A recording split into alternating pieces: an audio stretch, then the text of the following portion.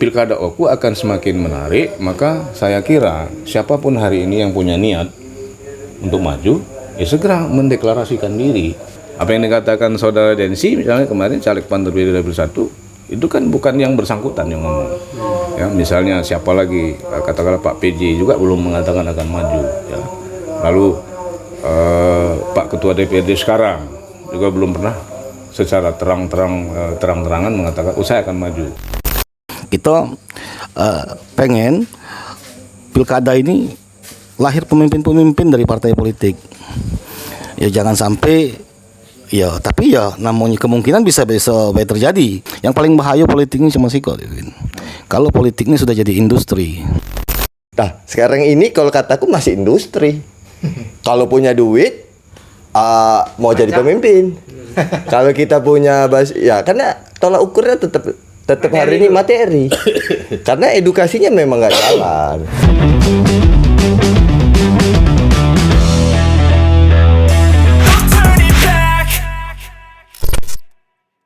Assalamualaikum warahmatullahi wabarakatuh. Waalaikumsalam. Selamat malam, selamat pagi, selamat siang, dan selamat sore dimanapun Anda berada. Kami doakan mudah-mudahan Anda semua dalam kondisi sehat dan tidak kekurangan suatu apapun.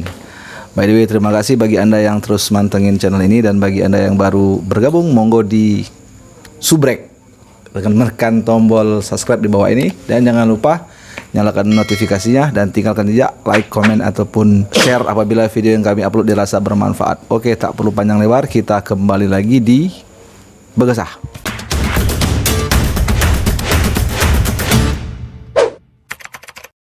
Di tengah-tengah kami sudah ada 3 orang ini. Ada Bung Edo, ini tokoh pemuda.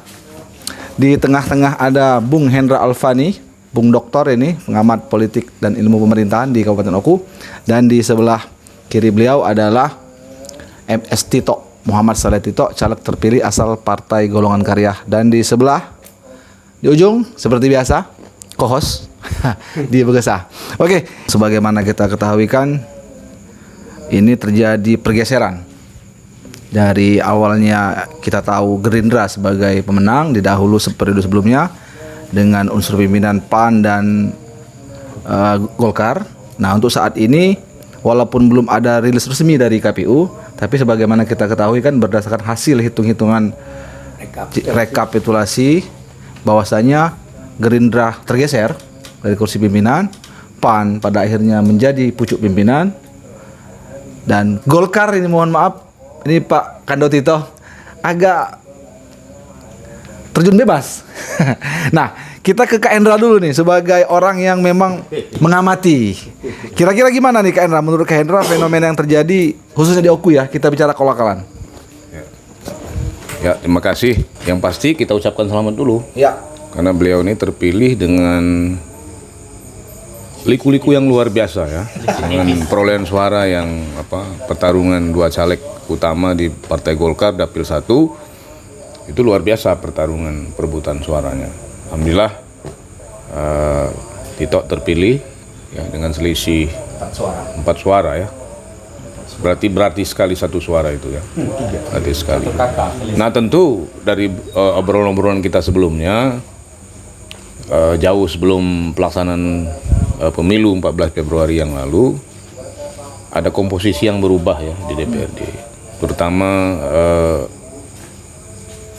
caleg-caleg milenial ya, orang-orang muda ya. Ini mungkin menurut saya satu formula baru ya, satu harapan baru ya, terpilih, dan sangat dinamis perkembangan pemilihan pemilu kita kali ini gitu, dengan melihat komposisi perolehan suara dan kursi di DPRD Oku.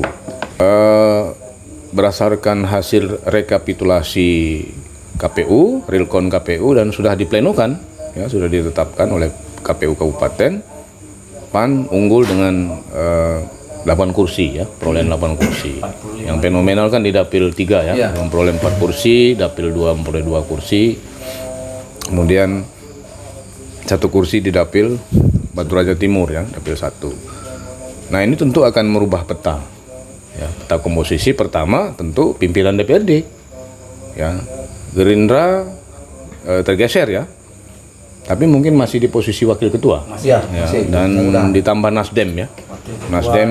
Nasdem memperoleh 4 suara, Gerindra 4 suara, 4 kursi ya. Selisih suara. Ya, selisih suara Nasdem masih unggul ya dari Gerindra. Tapi komposisi pimpinan berubah dari Gerindra, sekarang PAN menjadi ketua, didampingi wakil ketua 1 Nasdem dan wakil ketua 2-nya dari Gerindra. Nah, sekiranya itu dulu ya yang kita lihat ini. Karena peta ini nanti akan mempengaruhi ketahapan proses pertama alat kelengkapan di DPRD dan agenda politik yang paling dekat, pilkada serentak di September ya. Artinya ria-ria persiapan pilkada ini sudah mulai, pasti sudah terjadi ya komunikasi politik antar partai dan tokoh-tokoh yang akan muncul sebagai calon bupati ya dan pasangan bupati dan wakil bupati. Nah, barangkali itu informasi yang bisa kita ulik dulu sebelum nanti ada perkembangan dalam obrolan kita pada malam hari ini kan gitu. Saya kira itu. Golkar nih, Kak Dito. Ini tumben-tumbenan ini Golkar kok. Ya bisa dikatakan terjun bebas lah ya, 2 kursi, hilanglah kursi unsur pimpinan ini kan. Nah, kemudian Kak Tito juga kan sebagai kader yang baru juga kan, artinya ya terjadi banyak penurunan mungkin ya bisa dikatakan. Hanya Kak Yoni yang cukup bertahan. Nah, gini gimana nih Kak Tito? Terima kasih. Assalamualaikum warahmatullahi wabarakatuh. Pertama kami ucapkan terima kasih kepada Begesa. Begesa ini salah satu acara channel yang kami harapkan menjadi satu ruang yang bisa terus melahirkan pencerahan terhadap seluruh masyarakat Kabupaten Ogan Komering Ulu, terutama dalam dinamika politik yang ada di Kabupaten Ogan Komering Ulu. Dan Begesa kami lihat cukup aktif, mungkin ke depan bisa lebih keren lagi Dan diperluas ya. diperluas. Karena bagian dari mencerdaskan kehidupan bangsa itu Begesa mengambil perannya di situ. Terima kasih. Tentang Golkar, ya seperti kita sama-sama lihat, kami harus akui bahwa perolehan Golkar pada pemilu 2024 ini mengalami penurunan dan hasilnya sudah sama-sama bisa kita lihat bersama. Tapi sebagai sebuah partai, kami meyakini bahwa pemilu itu target antara yang sudah kami lalui. Tetap sebagai sebuah partai ada target utama yang akan kita sama-sama hadapi, yaitu Pilkada 2024. Kami sebagai Partai Golkar tidak mau berlarut-larut terhadap situasi Partai Golkar hari ini. Kami harus segera move on, karena kami yakini walaupun Golkar punya 2 kursi di pemilu, tapi Golkar masih bisa memainkan perannya dalam konstelasi Pilkada di 2024. Karena sama-sama kita lihat hanya satu partai, yaitu Partai Amanat Nasional, yang mampu meraih 8 kursi, yang dengan 8 kursinya mampu mengusung calon sendiri. Selebihnya akan tetap berkoalisi untuk mengusung pasangan calon bupati dan wakil bupati. Dari situ kami juga meyakini walaupun PAN punya 8 kursi, kami percaya diri bahwa PAN sendiri juga mungkin nggak percaya diri mengusul wakil bupati dan bupati itu dari PAN semua. Nah, di sini akan kita lihat kepiawaian partai-partai politik dalam bermanuver, mengambil langkah-langkah politik dalam menghadapi pilkada yang akan kita sama-sama hadapi. Sebagai pembukanya, Win, tadi kami buka bahwa kami terima hasil pemilu 2024 ini dan kami tidak mau berlama-lama dalam situasi berkabung. Kami akan segera bangkit, kami akan susun strategi Golkar walaupun 2 kursi kami bisa mainkan peranan untuk pilkada yang akan datang. Terima kasih. Oke, Bung Edo, kita pernah Begesa jauh dulu ya, sekitar 1 tahun yang lalu. Bung Edo sangat berharap bahwasanya di lembaga legislatif itu akan terisikan oleh kaum milenial.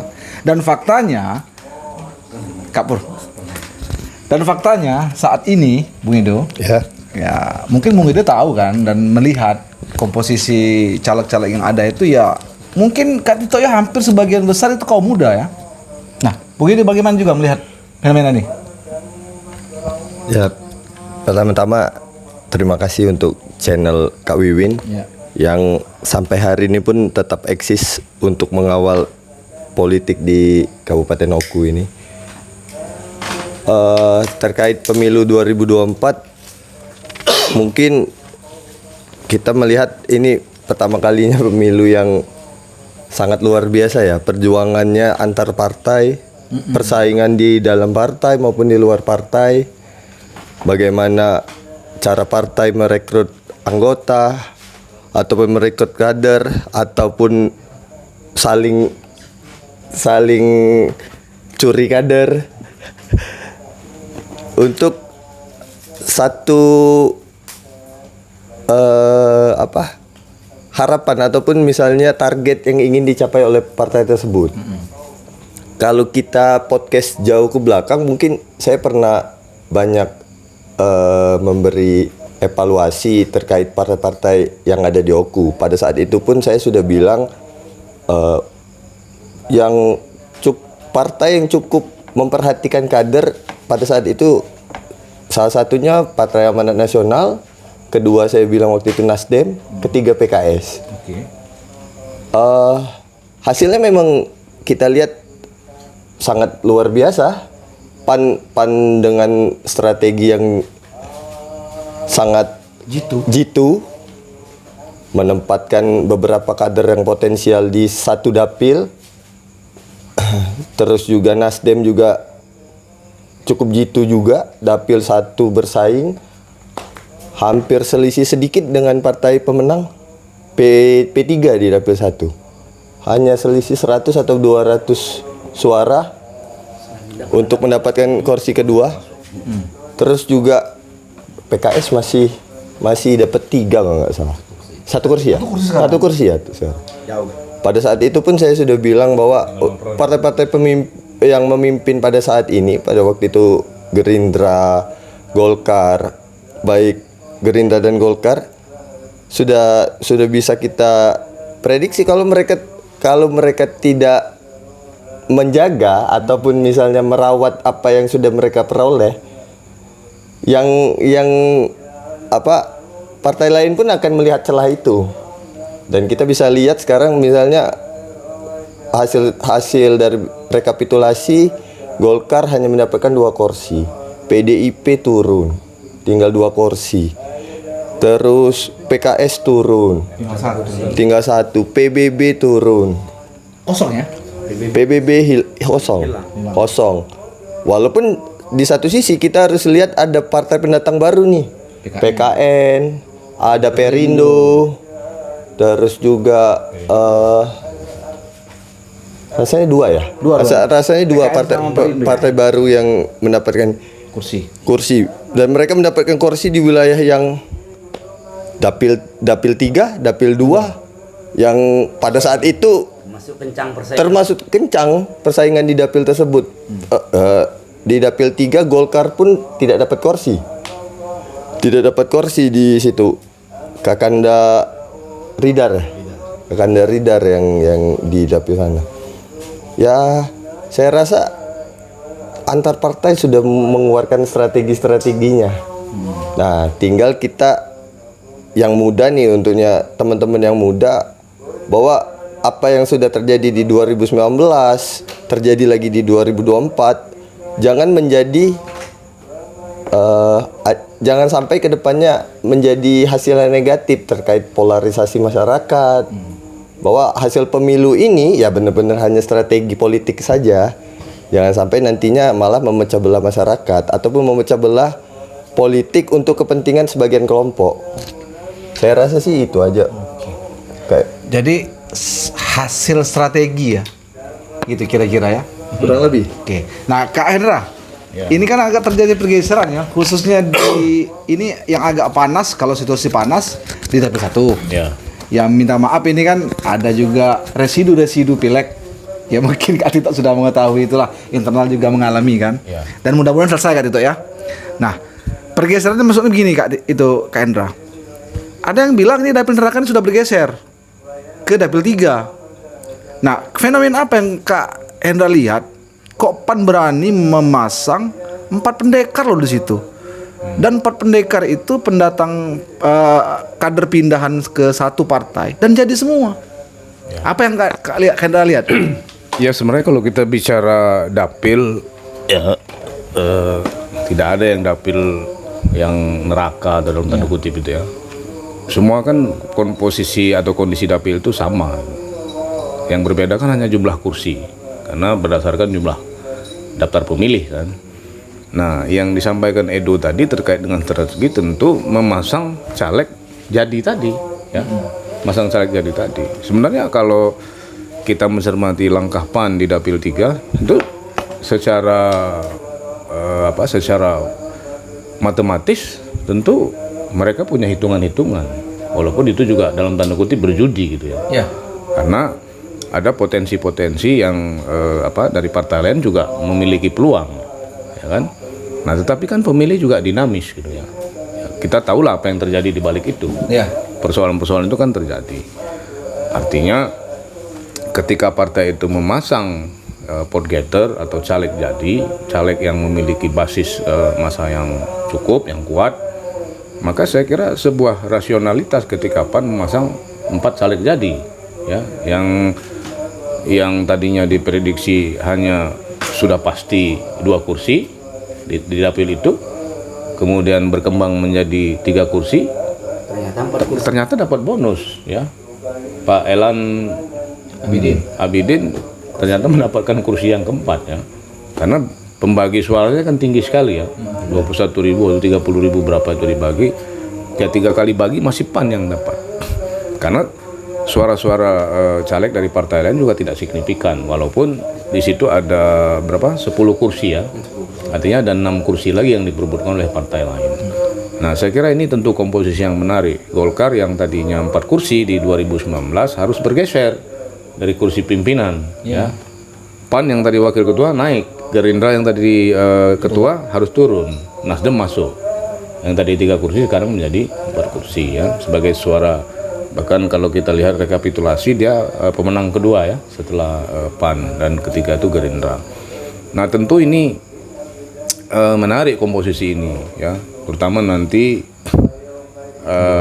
batas minimal praksi itu berapa? 3 kursi, 3 kursi ya. Artinya ada partai yang 1 kursi PKN, 2 kursi Perindo, PAN ya.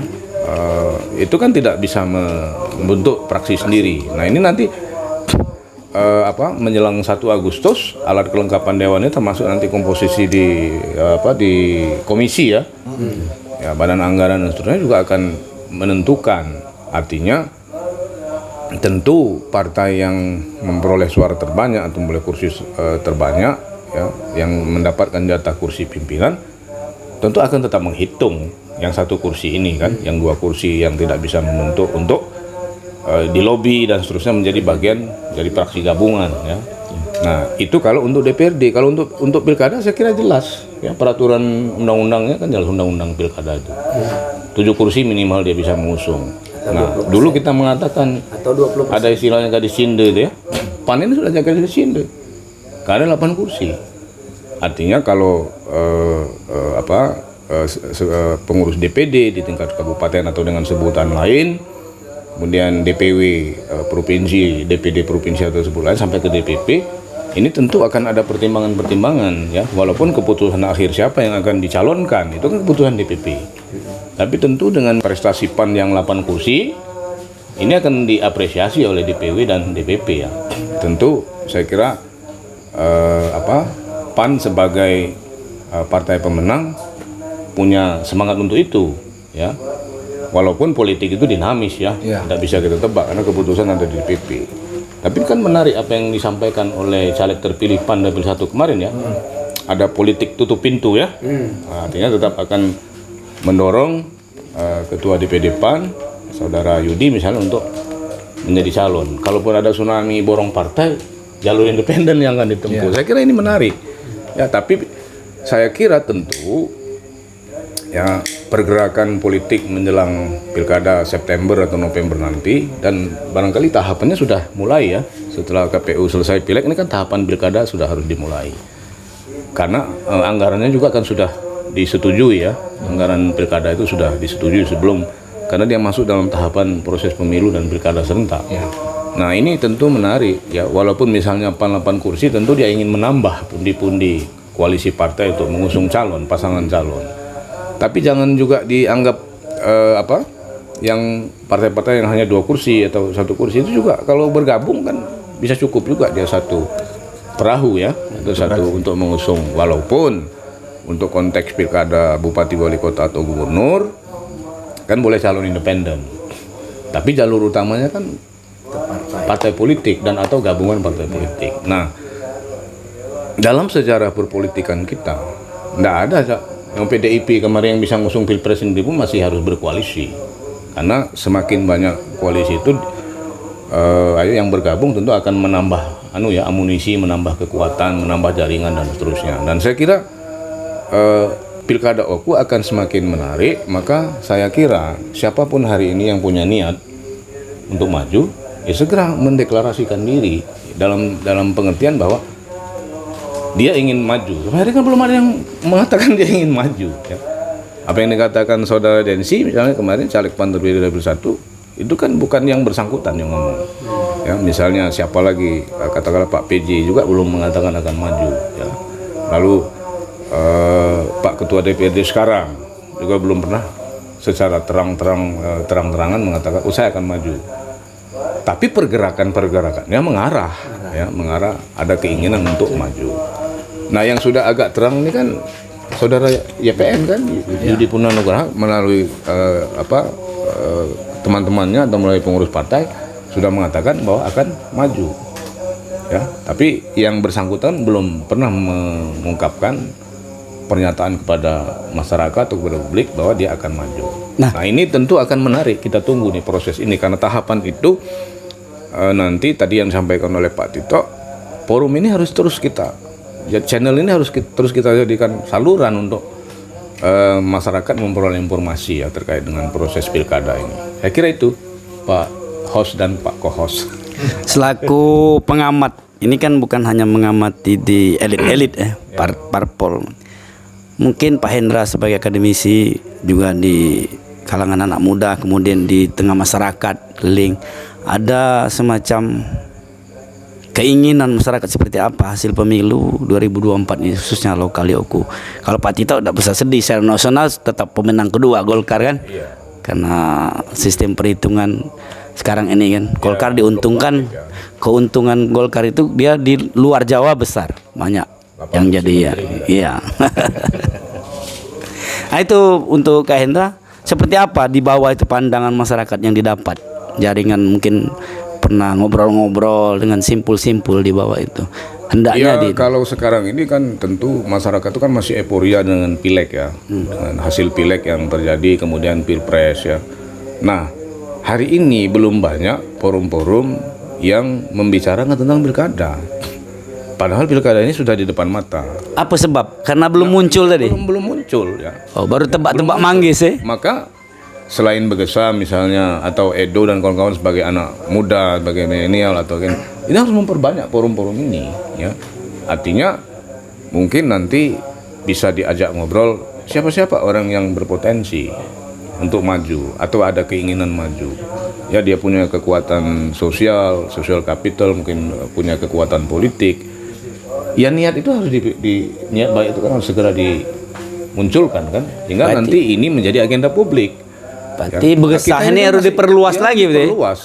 Dengan pimpinan-pimpinan parpol misalnya. Pimpinan parpol ya.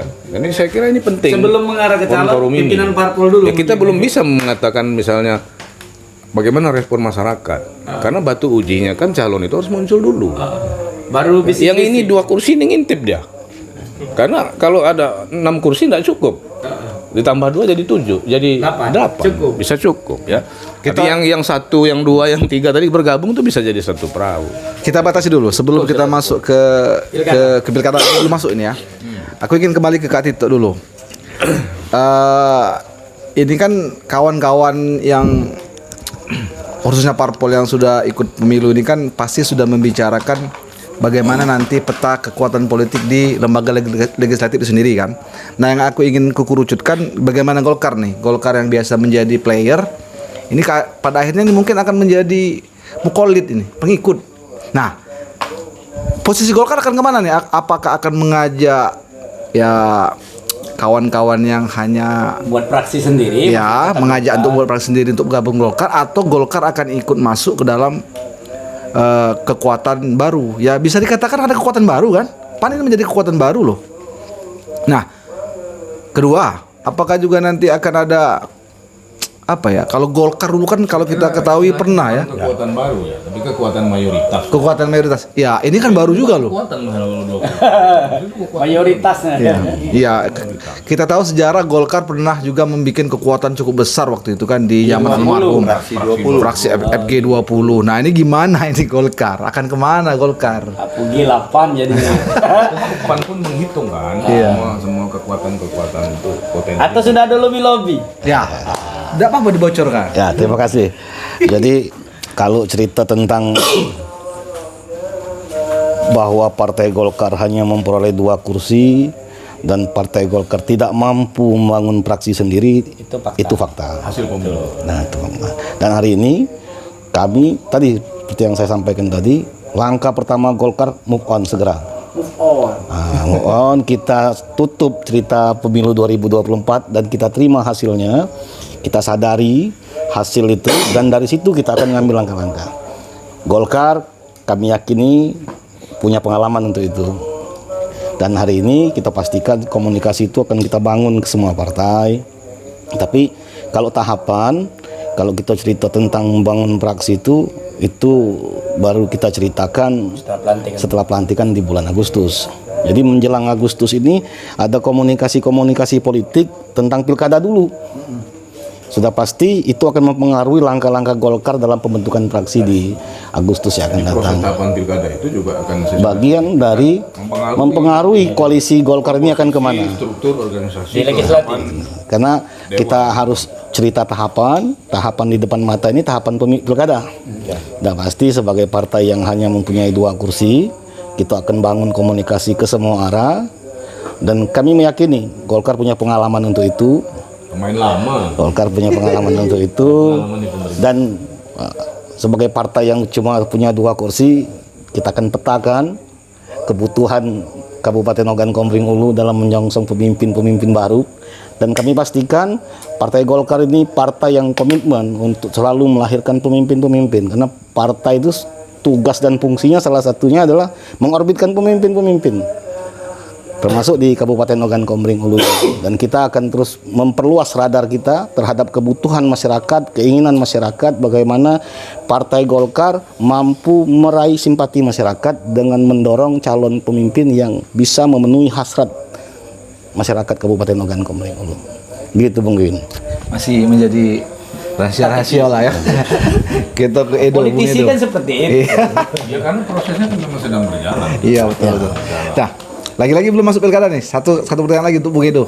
Kalau kita lihat Kang Jito ini kan memang Tidak salah itu. tidak mencalekkan. Apakah itu menjadi pengaruh sehingga Gerindra Gregetnya kurang. ya menjadi tergeser? Ya, kalau dibilang itu satu pengaruh, pasti pengaruh. Karena sebagai sebagai dia food getter, dia sebagai orang yang sudah bersosialisasi, harusnya sebagusnya dia tetap maju. Apa yang terjadi fenomena di Dapil 3 terjadinya 4 kursi, saya rasa tidak bisa bohong. Faktor Yudi di situ sangat luar biasa. Seorang Yudi itu 7.000 kalau nggak salah, apa 6.000 611. suara pribadi. 6.000 itu kalau kita ingat pemilu-pemilu sebelumnya itu udah pasti hampir bisa 2 kursi itu. Kalau pemilu-pemilu yang lalu. Ya di samping juga pemilu sekarang ini kan kita lihat tingkat pemilih partisipasinya kan luar biasa tinggi. 80% lebih ya. Di atas 90 malah, hampir 90. 87%. Aku ngitung. Lah, hampir 90%. Hampir 90%. pulau suara sah dibagi DPT. Kalau kita lihat di Dapil 1 itu kalau nggak salah DPT-nya 70 ribu ya. 60 ribu lebih, pemilih sahnya itu 60 ribuan ke atas masih. 61 atau 62 ribu. Berarti kan hampir 90%. Di sisi lain, pertambahan ini pun merupakan salah satu faktor. Bagaimana misalnya pertambahan ini 20% itu 12.000 loh pemilih yang partisipasi yang di 2019 tidak berpartisipasi, di 2024 dia datang dia ikut mencoblos.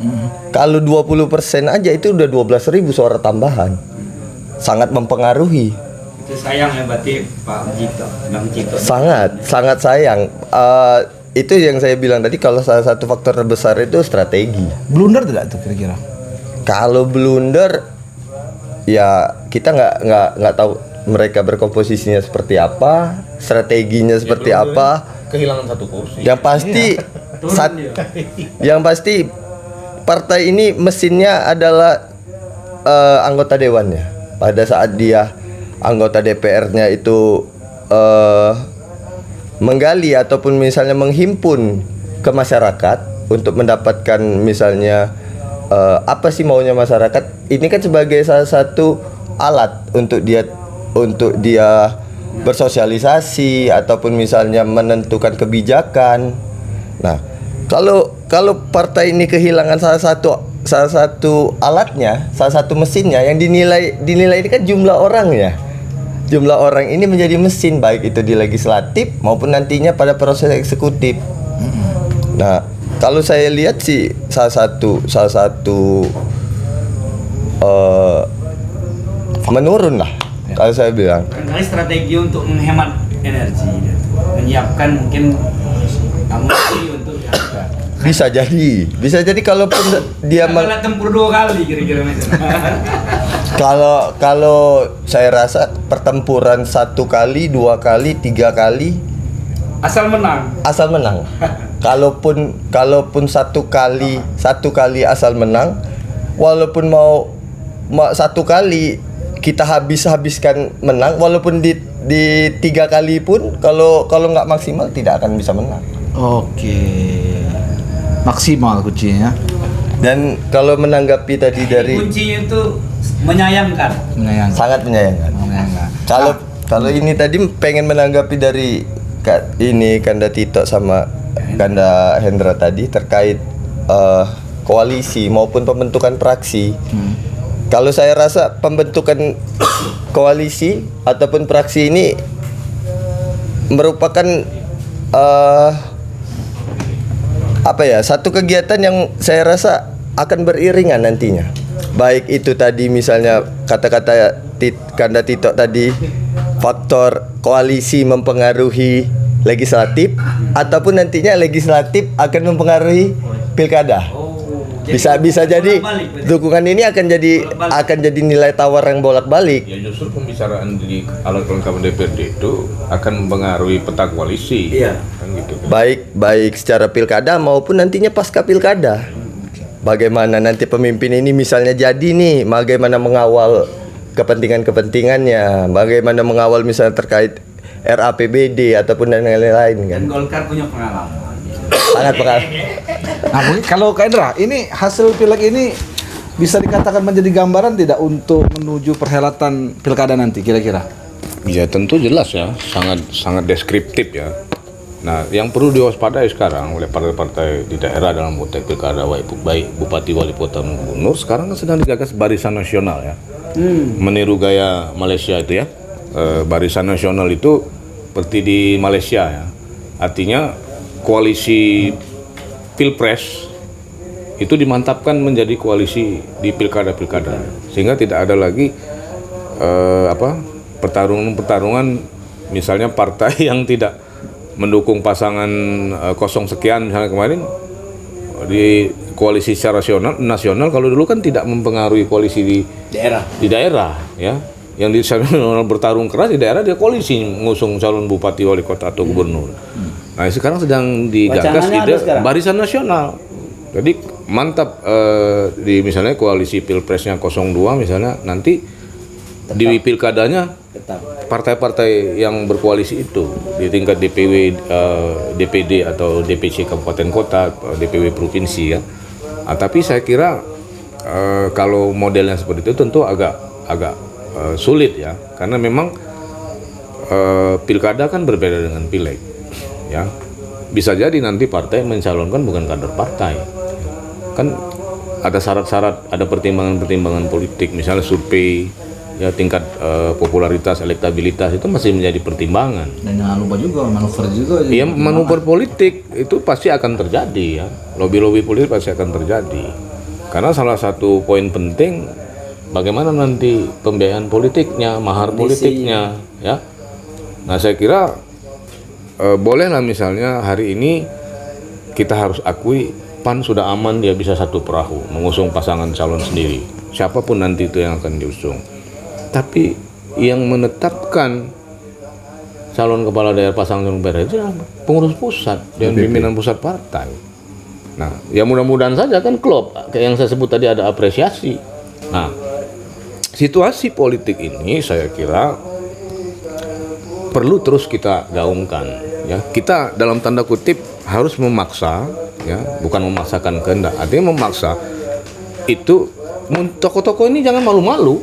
Ya, silakan muncul yang tokoh partai terutama, kan untuk apa berpartai? Nah, itu kenapa dia tidak mau muncul dari sekarang?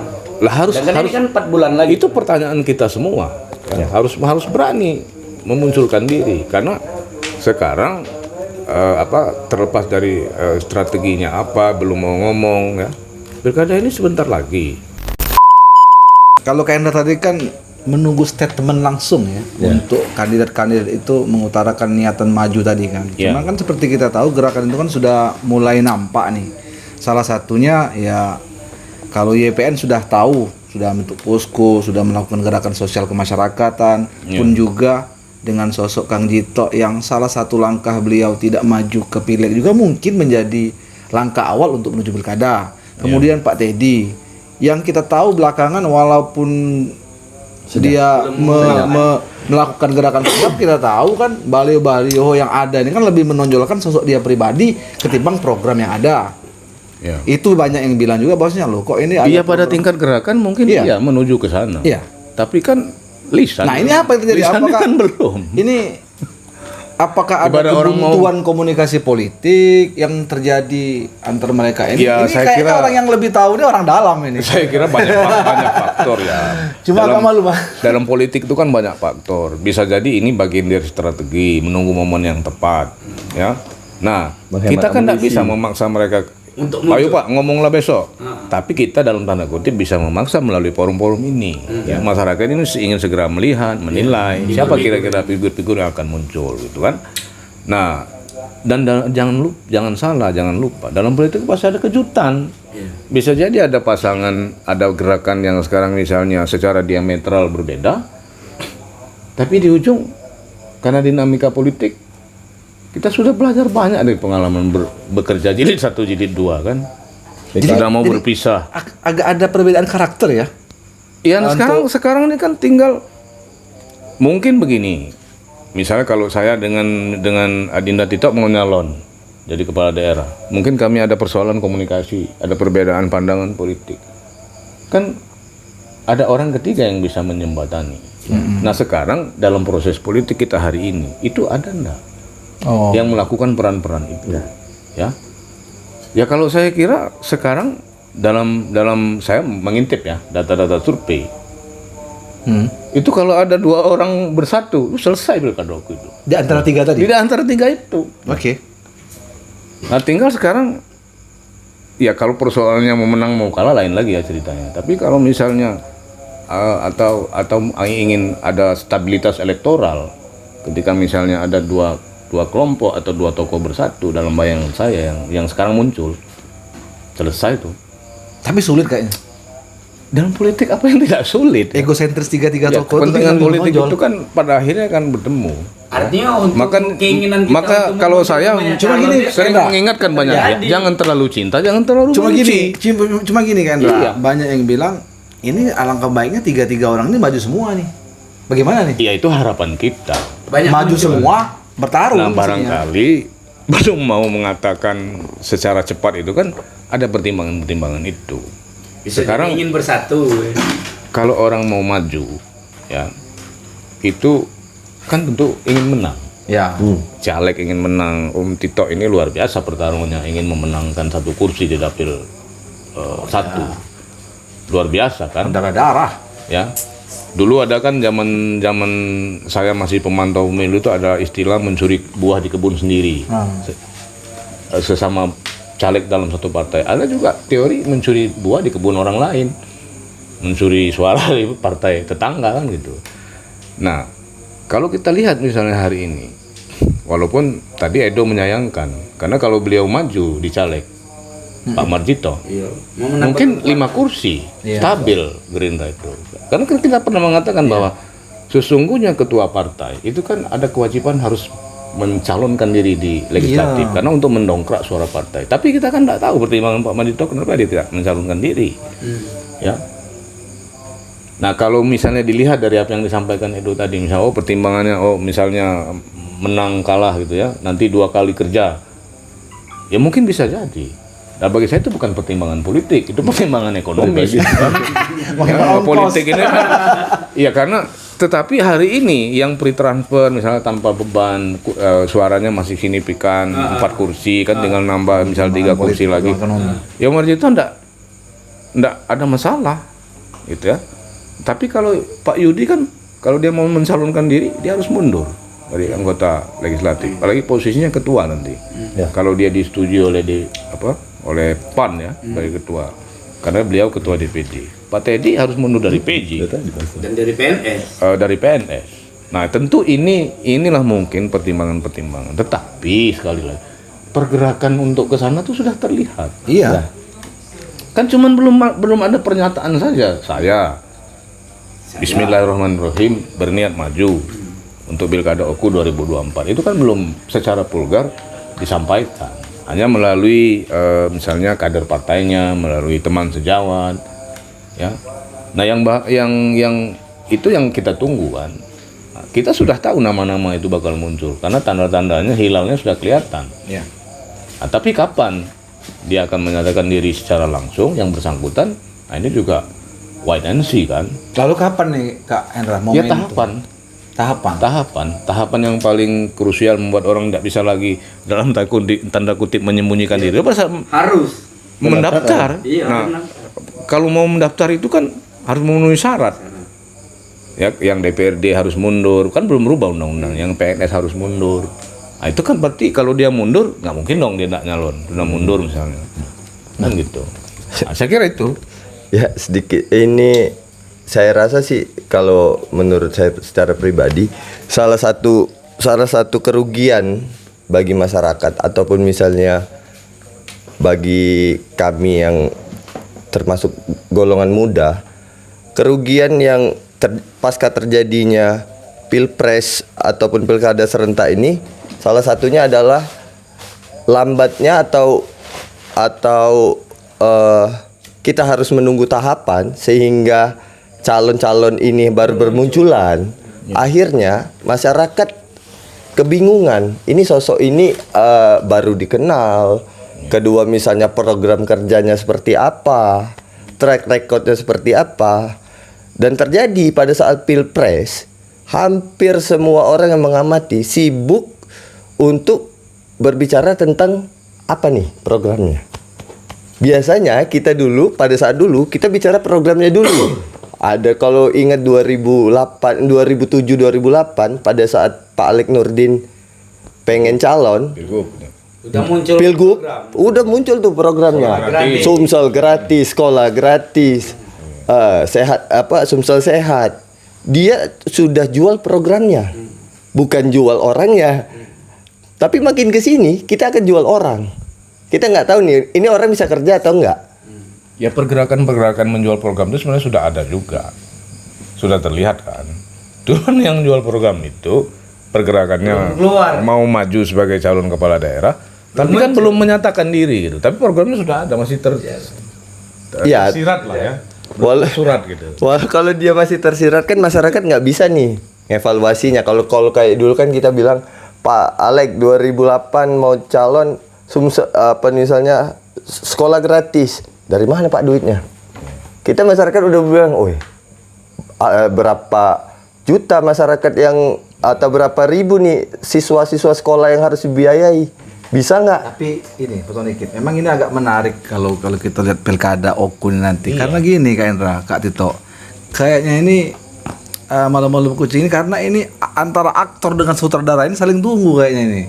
Ya, kan tinggal bagaimana Ya. skripnya kan, naskah. Syutingnya kapan gitu ya? Iya, skenarionya ini yang belum Nah, ada. iya sekarang ini belum jelas. Pemain Belum sudah ada. ada, sutradara sudah ada.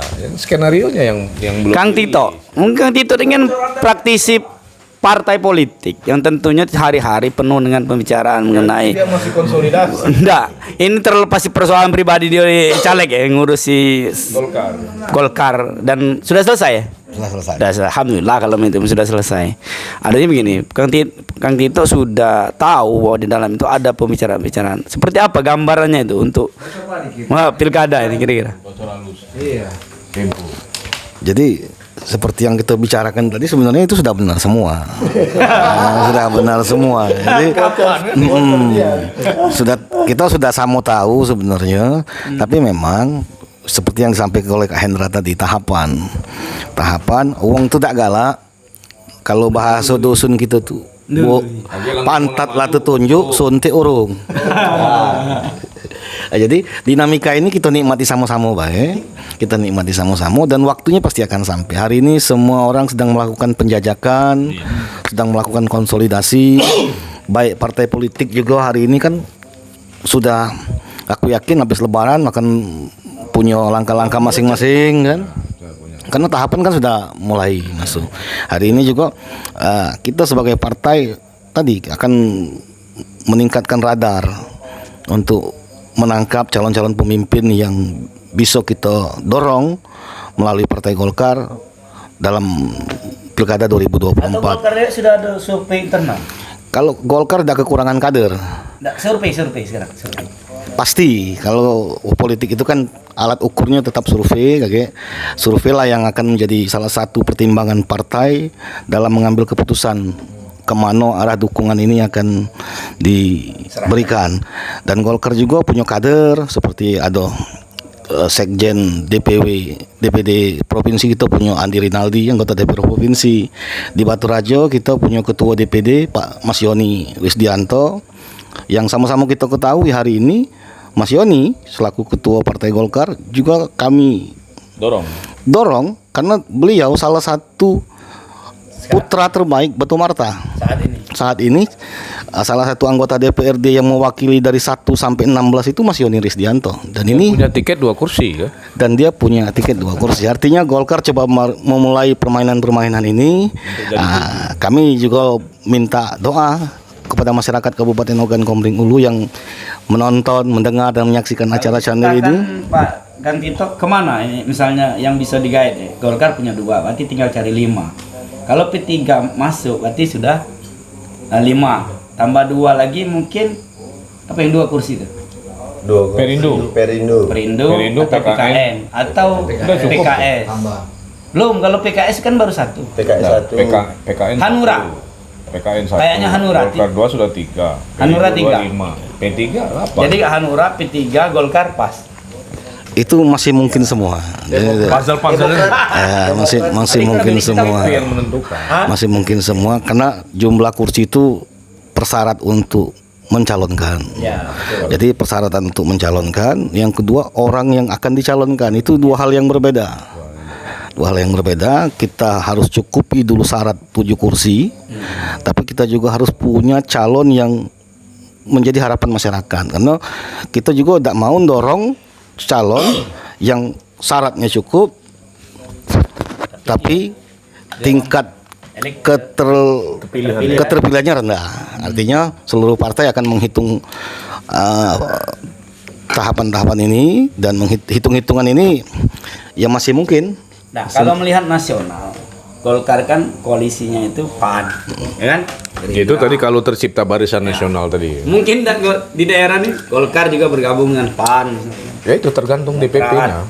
Kalau politik ini seni kemungkinan. Jadi kita selalu cerita tentang kemungkinan-kemungkinan yang coba kita bangun. Jadi tidak ada yang mustahil dalam politik ini. Kita sudah jengok 2 kali pilkada. Itu kemungkinan yang paling tidak mungkin itu yang terjadi. Nah, hari ini tugas kami sebagai partai pertama melahirkan calon-calon pemimpin. Fungsi partai ini akan kami coba maksimalkan. Partai politik harus benar-benar memfungsikan dirinya sebagai sebuah organisasi yang melahirkan calon-calon pemimpin.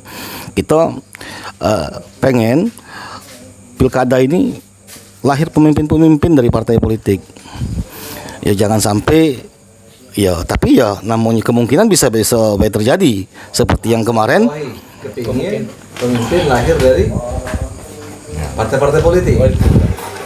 Enggak, sejarahnya begini. Ada hal yang baru yang diinginkan oleh Kandotin. Enggak, sejarahnya begini. Golkar ini sangat jarang sekali dia bermanuver melawan arus. Arus yang mana dulu? Enggak, arus kekuasaan. Artinya sering kali terjadi Golkar kan dia mengintip, tapi mengintipnya lebih condong ke arus kekuasaan. Dia tetap mempertahankan nak menang tuh lah gitu dah. Tak berani frontal. Nggak berani beroposisi. Tak berani beroposisi. Sedangkan saya tahu pribadi Tito ini sangat oposan murni ini.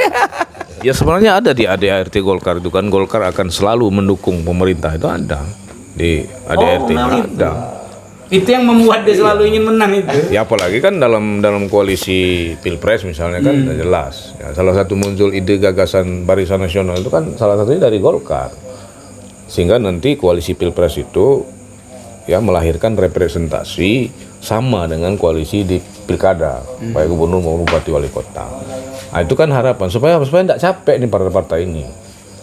Ya kan? Menentukan kebijakannya yang menentukan dari kebijakan atas, kalau pusat misalnya sampai ke daerah. Pilpres misalnya beda yang sekarang ini kan kita bisa hitung partai-partai. Lalu di pilkada nanti acak-acakan lagi. Nah itu dinamikanya nanti kan bisa jadi misalnya di daerah kan berbeda koalisinya dengan yang dilihat secara nasional dalam konteks Pilpres misalnya. Ya tapi itu tadi politik ini tidak bisa kita tebak. Yang tidak mungkin jadi mungkin. Agak sulit mau menyamakan menciptakan barisan. Yang Tito, yang tidak mungkin menjadi mungkin. Aku tanya Tito. Tito, apakah di periode ini akan menjadi momentum ya? Karena kalau kita tarik ke belakang, pemimpin OKU ini ya mayoritas dari kalangan birokrat, TNI Polri lah ya. Nah, apakah ini akan menjadi momentum bahwasanya OKU akan lahir pemimpin dari orang parpol, orang politik? Jadi kalau pemimpin lahir dari partai politik, dari teknokrat, dari teknik Polri itu bagian dari hasil baik. Bagian dari hasil sebuah proses. Kebetulan kemarin hasilnya dari birokrat. Itu kebetulan baik. Kebetulan dari sebuah proses. Tapi mesinnya kan tetap mesinnya partai politik. Nah hari ini yang lebih menarik itu sebenarnya pilkada serentak. Kita sama-sama tahu isu pilpres yang akan membangun barisan nasional.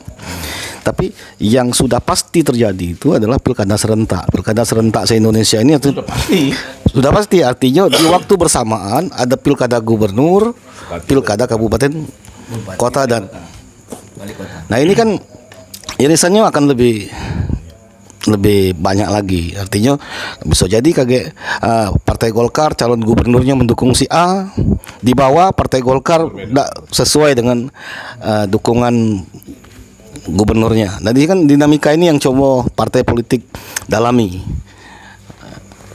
situasi hari ini. Tapi yang paling pasti proses ini akan sama-sama berjalan. Ini kan baru nih, hal baru. Dan partai politik tidak galak ngambil langkah yang terburu-buru, karena seluruh partai politik itu targetnya sama, pengen menang.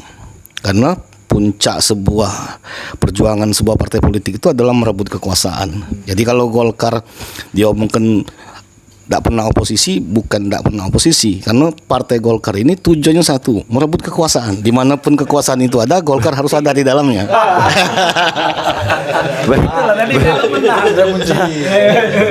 Berarti secara dinamikanya ini ada dinamika baru juga. Berarti dengan pilkada serentak akan ada misalnya nih calon gubernur yang ditentukan oleh yang diusung oleh satu partai, misalnya dia mengharapkan suara nih di Kabupaten Oku, karena ini berbarengan, bisa jadi akan ada penekanan terhadap Kabupaten Oku untuk selaras apa yang akan dipilih. Sama nih misalnya paket. Nah, Itu sudah aku tulis. ini bisa jadi beriringan juga paket-paketan calon ini. Barisan nasional tadi. Jadi untuk menghindari tekanan munculnya mahar politik. Ya, jadi kalau berbeda-beda itu kan Jadi menekan pasang tarif nih satu kursi. Karena kan tiketnya kan hitungan kursi tadi 7 kursi. Nah, jadi kalau dia konstelasi barisan nasional yang dirancang itu terjadi, tidak perlu lagi mahar-mahar politik itu. Jadi partai ini, pokoknya ini gabungan partai ini, pilpres, pilgub sama, bupati wali kota, pilkada bupati wali kota sama.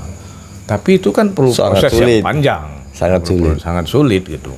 Dan salah satu yang harus kita ketahui bersama bahwa kenapa itu sulit, karena partai sendiri belum sampai ke cita-citanya untuk mencetak kader. Ya. Misal nih, kalaupun harus ada barisan nasional, siapa nih kadernya? Ya. Ada barisan nasional, misalnya salah satu dari Koalisi Indonesia Maju, mungkin di partai-partai itu bisa dipilih. Kita Koalisi Perubahan, berarti di antara 3 partai ini siapa yang harus calon? Konsepnya ideal memang, Ya. agak ideal. Artinya bisa jadi kalau ada 5 partai, 6 partai, itu kan tidak mudah juga menentukan siapa yang akan diusung sebagai calon bupati. Kepentingan. Nah, disitulah suara mayoritas tadi itu menentukan lobby-lobby politiknya kan. Nah, Bisa jadi nggak cukup tiket kan? Bisa jadi. ini menentukan. Karena dia mayoritas. Karena kan mayoritas. Artinya kalau misalnya dikatakan pimpinan parpol atau anggota parpol menjadi kepala, itu sebuah keniscayaan. Ya. Karena memang tugas partai politik ya itu. Ya, ngapain jadi anggota partai politik atau berpartai kalau tidak ingin merebut kekuasaan. Ya. Nah, cuman kan dalam konstelasi election atau politik elektoral di Indonesia kan ada tahapan, ada syarat-syarat yang harus dipenuhi. Ya, tidak semua orang bisa menjadi calon kepala daerah. Partai juga tentu ada pertimbangan-pertimbangan yang panjang, Yang jelas dalam. punya modal, Pak. Ya modal itu Memenuhi banyak. syarat Pak. modal dah ada. Modal itu jangan hanya diterjemahkan Ekonomi. Kapital dalam pengertian uang, ya banyak modal itu ya. Tadi disampaikan oleh Pak Tito misalnya, partai tiket cukup, ya kan? Tapi tokohnya tidak populer, tidak memiliki elektabilitas. Karena survei hari ini siapa yang berani bantah, Pak? Ya. Satu putaran terbukti kan hasil surveinya, elektabilitas popularitas terbukti. Jadi bukan lagi ketika misalnya kita membahas kalau Edo ini nyalon secara substansial misalnya perhitungan suaranya berapa? Ya. Nggak bisa ditebak-tebak seperti itu. Ya, ada hitungan-hitungan yang rasional, ada metode-metode yang bisa dijalankan secara ilmiah kan. Nah hari ini itu masih menjadi salah satu alat ukur untuk mendorong tokoh atau calon, ya. Nah, jadi tetap partai politik ini sebagai mesin yang memproses, mau dia asalnya teknokrat, birokrat, apalagi yang memang dari partai politik. Ya, karena undang-undangnya tugas memang partai melalui politik parpol. melahirkan itu. Saya masih meyakini kalau untuk pilkada itu masih berbasis tokoh. Ya. Figur. Apapun figur ya, apapun latar belakang. Nah ini yang perlu Figur disikapi. yang mudah dijual. Ya bisa muncul dari partai politik, bisa muncul dari birokrasi, bisa muncul dari teknokrat, pengusaha. Tapi figur ini punya nilai jual atau tidak dalam tanda kutip ya, punya nilai jual atau tidak. Ya kan? Nah, Figur-figur terbukti itu kalau kita belum dikenal ya sulit. Up-nya sulit gitu kan. Up-nya sulit. Nah, Ya. itu barangkali Win. Ya. Mungkin Kesan tadi kita. kalau sosok yang disebutkan oleh Kak Dito tadi agak sulit tuh Kak untuk meng-up-nya itu. Oke, mungkin satu lagi Kak. Cukup. Ya, Closing statement. Tapi kan usaha dulu. Bentar, Kak Dito Artaman. Jadi nambahkan lagi ini semangat kita semangat demokrasi yang sehat ya. Jadi memang terakhir partai politik itu adalah alat. Alat yang dipakai, yang disepakati dalam sebuah bangsa untuk melahirkan pemimpin-pemimpin yang bisa diharapkan masyarakat. Artinya tetap tuannya adalah rakyat. Jadi kami sebenarnya juga selalu berpikir mengambil langkah-langkah yang bisa menyerap aspirasi masyarakat. Yang paling bahaya politik ini cuma siko. Kalau politik ini sudah jadi industri, itu kan sudah bahaya kalau politik jadi industri, dan masyarakat akan marah untuk itu. Jadi kami dari Partai Golkar akan melaksanakan fungsi-fungsi kepartaian itu. Jadi kami menyadari bahwa kami ini cuma di tingkat kabupaten, tapi tetap pada akhirnya keputusan itu ada di Jakarta. Tapi mudah-mudahan kami di kabupaten ini bisa melaksanakan fungsinya dengan cara menyerap, mendengar aspirasi masyarakat terhadap tokoh yang mumpuni untuk memimpin Kabupaten Ogan Komering Ulu ini. Bisa dijadikan pertimbangan oleh DPP. Itu, terima kasih. Dan mendaftar. Oke, cukup ya, Kak? Ya. Ada pertanyaan lagi? Cukup. Daftar ke partai politik itu. Terakhir nih, kita kasih kesempatan untuk masing-masing narasumber untuk memberikan closing statement apapun itu, termasuk harapan-harapannya lah di jelang November 2024. Dari Edo dulu. Ya, kalaupun harapan hampir sama dengan yang saya bicarakan sebelumnya. Kalau harapan mengharapkan sekarang ini partai yang turun, lebih mendekat kepada masyarakat.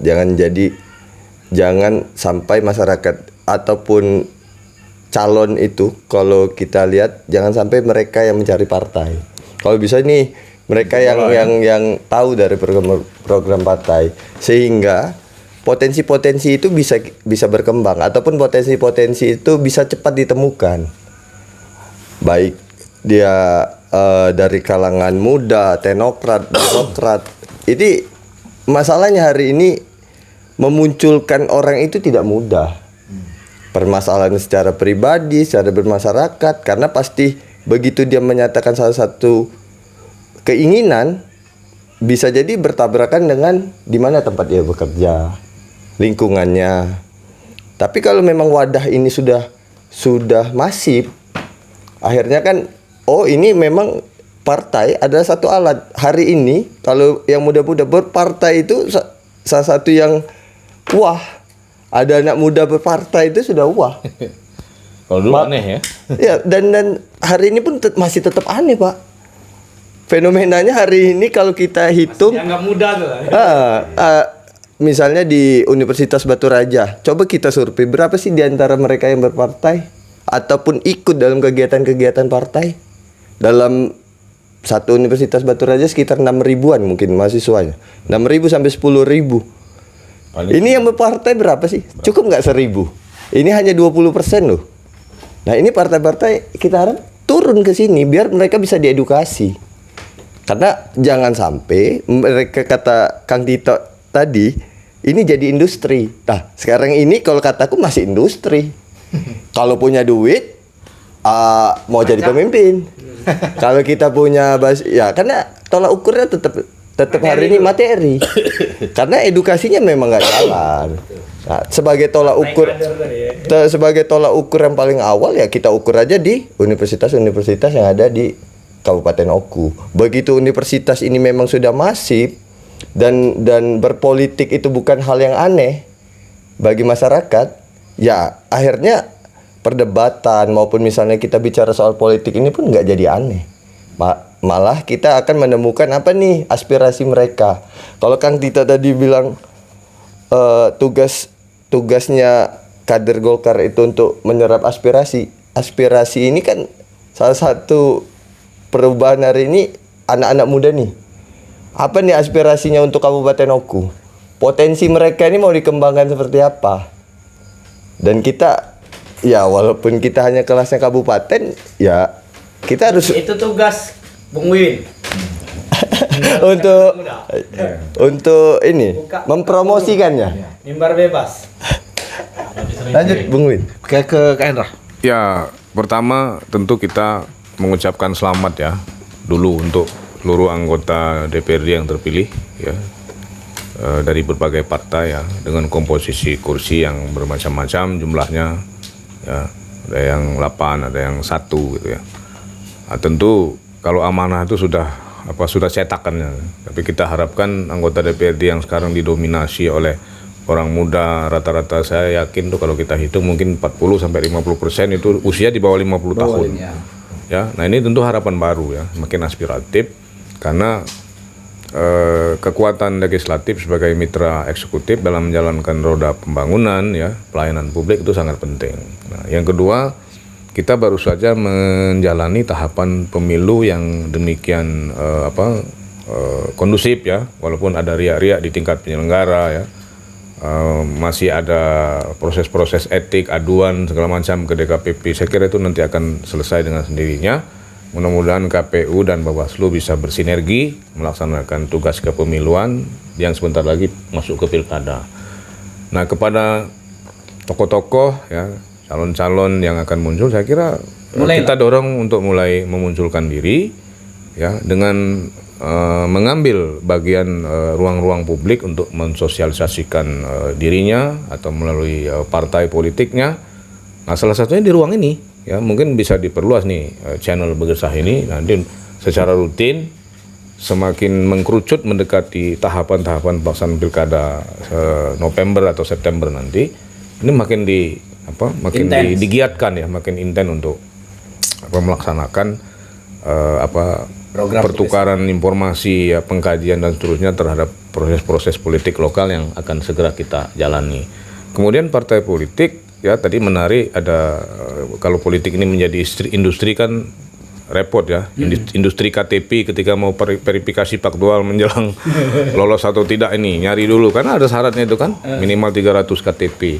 Artinya kalau ada partai yang mau ikut pemilu menjelang pendaftaran partai politik sebagai peserta pemilu masih nyari anggota, masih nyari KTP, berarti kan gagal dia menjalankan fungsinya.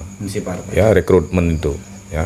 Nah, saya kira itu tentu harapan kita gairah berdemokrasi di OKU-nya harus diperbincangkan terus ya. Nah, salah satunya adalah saluran ini gitu ya, saluran media publik ini perlu kita galakkan gitu. Ya mungkin tokoh-tokoh yang diduga sudah bergerak mengarah kepada proses ingin mencalonkan diri dalam pilkada OKU perlu didudukkan bersama. Ya jangan malu-malu lah ya. Pemimpin ya nggak boleh malu-malu kan, kita harus terbuka ya, apapun itu nanti kejadiannya ya, karena politik kan dinamis, bisa jadi partai yang signifikan perolehannya justru menunggu bagaimana teman-teman dari partai yang lain yang misalnya 1 kursi, 2 kursi itu juga bergabung, semakin besar koalisinya, tentu akan semakin mudah mencari celah-celah bagaimana nanti untuk memenangkan pilkada kan gitu. Nah, semakin banyak itu. Mau dia dari kader partai politik, dari birokrat, ya kemudian dari pengusaha atau teknokrat, saya kira sah-sah saja sepanjang itu memenuhi syarat dan tidak melanggar undang-undang. Nah, barangkali itu. Dan Bergesah bisa terus menyuarakan ini. Terima kasih. Assalamualaikum warahmatullahi wabarakatuh. Jadi closing ya, bahwa menghadirkan pemerintahan yang bersih menjadi harapan seluruh masyarakat Kabupaten Oku, harus kita yakini itu adalah tanggung jawab kita bersama. Jadi bukan cuma tanggung jawab partai politik menghadirkan calon-calon pemimpin yang berkompeten, tapi kewajiban seluruh stakeholder yang ada di Kabupaten Ogan Komering Ulu ini. Kita juga berharap kampus bisa mainkan perannya untuk mengasah, menguji gagasan calon-calon pemimpin. Partai politik kita dorong juga, harapannya partai politik mampu memfilter, meradar calon-calon pemimpin yang berpotensi membangun Kabupaten Ogan Komering Ulu. Masyarakat harus diberi informasi yang seluas-luasnya sehingga dalam memilih nanti masyarakat punya referensi yang komplit, tidak salah milih calon pemimpin. Jadi seluruh stakeholder ini punya kewajiban dan perannya masing-masing, sehingga masyarakat itu tidak lagi beli kucing dalam karung, tapi membeli karung dapat kucing. Jadi itu sekali lagi tanggung jawab kita bersama. Mudah-mudahan dengan semakin sering dibuka diskusi-diskusi seperti ini, bagian dari mencerdaskan kehidupan bangsa, karena dengan sebuah kecerdasan hasil yang baik itu bisa sama-sama kita capai. Terima kasih. Assalamualaikum warahmatullahi wabarakatuh. Mantap-mantap ya closing statementnya. Oke, terima kasih Bung Edo, terima kasih Kak Endra, dan terima kasih Kang Tito. Mudah-mudahan Kang Tito mudah-mudahan yang punya. mudah-mudahan pergeseran ini dapat bermanfaat. Kak Ya. Purbadi, terima kasih. Terima kasih. Ya, mudah-mudahan tolong doa Kak. Ini kita bisa menghadirkan figur-figur yang kita Figur-figur. sebutkan tadi Iya. dalam satu panggung, termasuk Bung Andi nanti. Mungkin ketua-ketua partai berikutnya Ketua partai. akan kita sisir Agar kami sebelum ke figur-figur. Lebih tepatnya ketua partai dulu muncul. Oke, demikian kami akhiri pergeseran kami pada malam hari ini dengan ucapan wabillahi taufiq wal hidayah. Wassalamualaikum warahmatullahi wabarakatuh.